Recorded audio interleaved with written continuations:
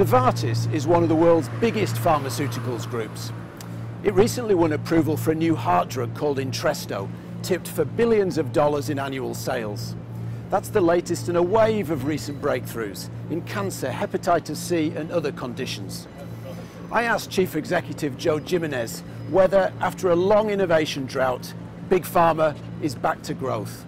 I think we are. I think what is happening is that you're seeing new technologies that are enabling us to target disease like we never have before. And I think one of the reasons is the ability to deep sequence the human genome is allowing us to identify certain mutations, particularly in oncology, that are implicated in a number of different tumor types.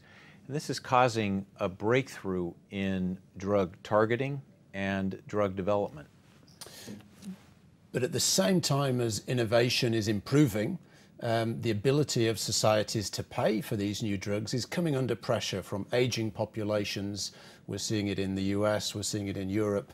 How confident are you of the industry's ability to get a return on investment for this innovation? I think that as long as the innovation is a breakthrough versus an existing medication, I think we will be reimbursed. The issue, though, is I believe that the industry has to shift over time from what today is a transactional approach to an outcomes-based approach, where all of the actors that are participating, whether you're a pharmaceutical company or a payer or a healthcare provider, are coming together to help deliver a positive patient outcome, and that a pharmaceutical company like Novartis won't just be paid on the number of pills, but will be paid on the outcome. And I think that's one of the ways that we're going to get rid of waste in the system.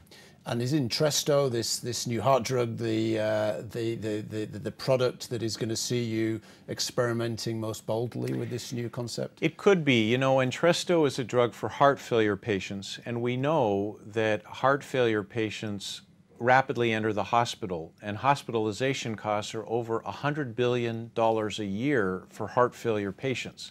Entresto is a drug that has been proven to reduce hospitalization by over 20%. So this would be a perfect example to have a situation where Novartis actually gets paid for the outcome as opposed to just the individual transaction of the drug.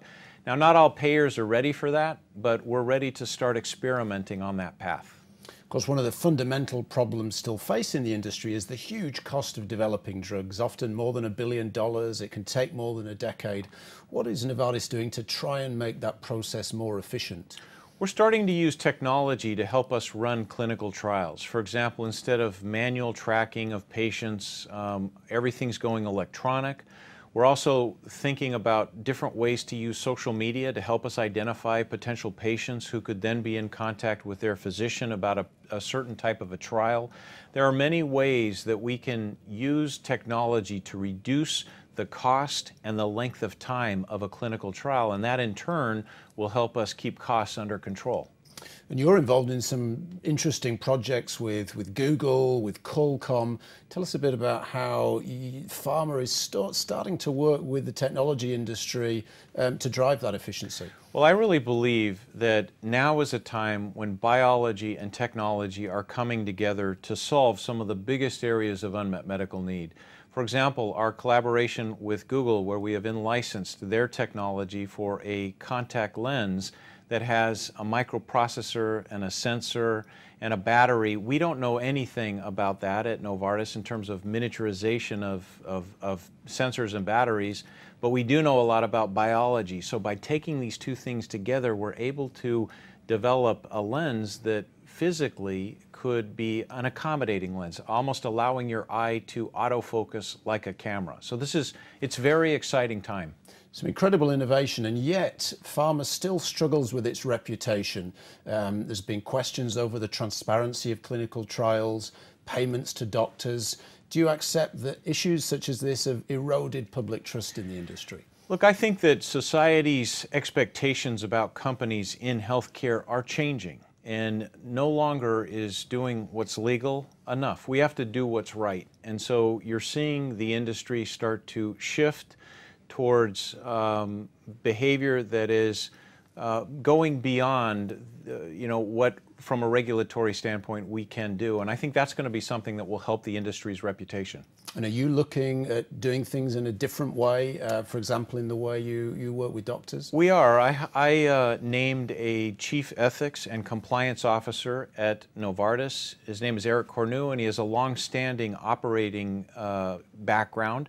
He's helping us create a step change in compliance at Novartis by changing the way that we're interacting with physicians, but also not just taking away things from our sales force, but also adding back things like digital technologies, ways that we can communicate with physicians in new and different ways that will be just as impactful as the old way of operating. Just finally, you've had a bit of a blip in performance in the second quarter with some weakness at the Alcon eye care unit, particularly in emerging markets. We know the industry has had some headwinds in China. Do we need to temper our expectations for growth in emerging markets? Well, we had a very strong second quarter when it came to innovation, and that's important because that's the future of the company. But we did see a slowdown in emerging markets, particularly in our Alcon eye care unit. And it was not just China, but it was also China, Russia, and Brazil. And I think we have to assume that those economies and our business in those markets is probably going to continue to grow at a faster rate than in the developed markets, but not at the same level that it has in the last 2 to 3 years. So, Joe, are you ready to play long short? Yes. So, European competitiveness. Long. Britain in the EU. Short. Pharma mega mergers. Long. Obamacare. No comment. The NHS. Long. The Nasdaq Biotech Index. Short. Donald Trump for president. No comment. Thanks very much, Joe. Thank you.